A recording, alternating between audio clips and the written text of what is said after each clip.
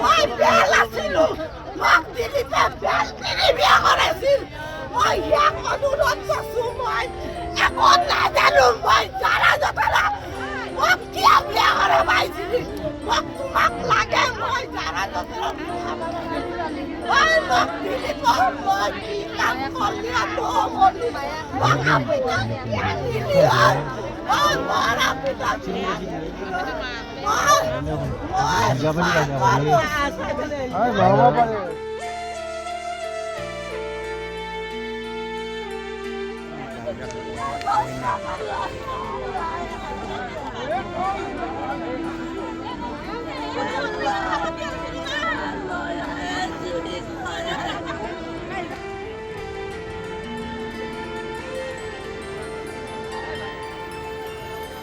এইখিনি হ'ল গাড়ীগাঁও অঞ্চলে হয় আৰু আচলতে ঘটনাটো এনেকুৱা ধৰণৰ যোৱা 4 দিন পূৰ্বে আমাৰ এই অঞ্চলৰ পৰা এই অঞ্চলৰে যুৱতী এগৰাকী গাড়ীগাঁও লুইতপাৰ নিবাসী আৰু ল'ৰাজন হ'লে গাড়ীগাঁও নৱপাৰা নিবাসী দুজন ছোৱালী আমাৰ পৰা নিৰুদ্দেশ হৈছিলে। ইতিমধ্যে আমি ৰাইজৰ তৰফৰ পৰা বহুত চেষ্টা কৰিছিলোঁ উদ্ধাৰ কৰাৰ বাবে। পুলিচ প্ৰশাসনেও আমাৰ লগত সহযোগ নিশ্চয় কৰিছিলে, আমিও তেখেতসকলক কৰিছিলোঁ, কিন্তু ইতিমধ্যে উদ্ধাৰ নহ'ল।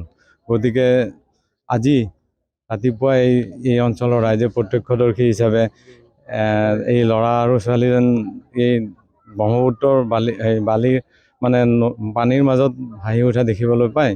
কিন্তু আচলতে দুইটা ডেড বডি তলমুৱা হৈ আছে যদিও আমি সন্দেহ কৰিছোঁ এই ল'ৰা ছোৱালী। আচলতে ল'ৰা বুলি ক'লে ভুল হ'ব, তেখেত বিবাহিত আৰু তেখেতৰ ইতিমধ্যে এগৰাকী কন্যাও আছে। গতিকে ছোৱালীজনী মানে একদম সৰু, মানে শিশু, 16 বছৰ হোৱা নাই, 14-15 বছৰীয়া ছোৱালী।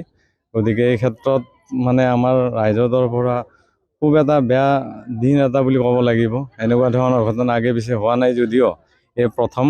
গতিকে এই ঘটনা সমগ্ৰ ৰাইজে গৰিহণা দিছে, কিন্তু এতিয়া উপায় নাই আৰু কি কৰিব, যিহেতু মৃত্যু বুলি আমি নিশ্চিতভাৱে সন্দেহ কৰিছোঁ। এই ঘটনাটো আৰক্ষীৰ লোক আহিছে, আৰক্ষীৰ লোকে মানে মৃতদেহটো উদ্ধাৰ কৰাৰ বাবে চেষ্টা কৰি আছে, কিন্তু বৰ্তমান ব্ৰহ্মপুত্ৰৰ পানীতে আছে। তেখেতসকলে যাৱতীয় তেখেতসকলৰ কাৰ্যপন্থা কৰিছে যাতে মৃতদেহ দুটা পানীৰ পৰা বালিলৈ উঠাব পাৰে। হত্যা বুলি সন্দেহ কৰিছিলোঁ যদিও এতিয়া দুইটাকে যিহেতু আমি পালোঁ, গতিকে হত্যা বুলি সন্দেহ কৰিম কেনেকুৱা, এইটো ইয়াৰ কিবা এটা বিশেষ ৰহস্য আছে। কিন্তু সন্দেহ কৰিম বুলিও ক'ব নোৱাৰি এনেকুৱা ধৰণৰ ঘটনা।